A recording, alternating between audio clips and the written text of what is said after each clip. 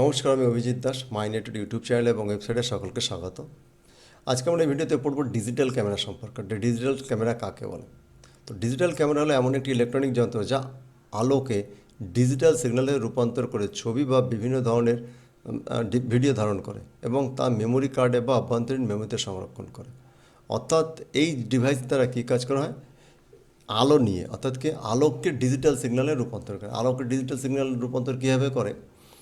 আমরা যে কোনো বস্তুকে দেখতে পাই, তখন সেই বস্তুকে দেখার পিছনে মূল কারণ হলো সেই বস্তুর পরে আমরা যে আলো নিক্ষেপ করা হচ্ছে এবং সেই আলো আমাদের রিফ্লেক্টে মানে প্রতিফলিত হয়ে আমাদের চোখে এসে দেখছে। তখনই আমরা সেই বস্তুকে দেখতে পাই। কিন্তু অন্ধকারে কোনো বস্তুকে কেন দেখতে পাই না? কারণ সেই বস্তু থেকে কোনো আলোক রশ্মি আসে না।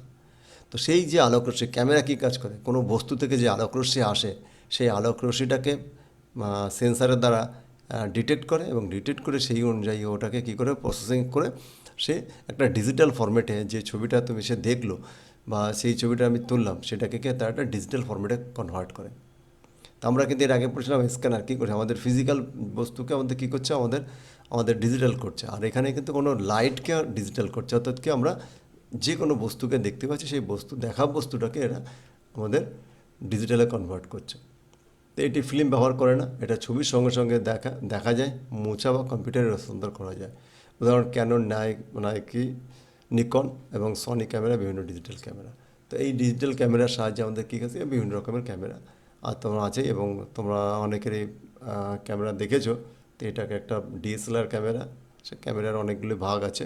তো সেটা আমি এখন সেখানে যাচ্ছি না, তাতে আমরা পড়লাম এটাকে ডিজিটাল ক্যামেরা, অর্থাৎ কি আমাদের কোনো বস্তুকে আমাকে ডিজিটালে কনভার্ট করে।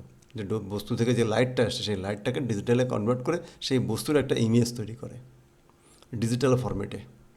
এটাকে বলা হচ্ছে ডিজিটাল ক্যামেরা। তো এই ভিডিওতে আমরা এইটুকু রাখছি। এর পরের ভিডিওতে আমরা পড়বো ওয়েব ক্যাম সম্পর্কে। তো তোমাদের অনেক অনেক ধন্যবাদ।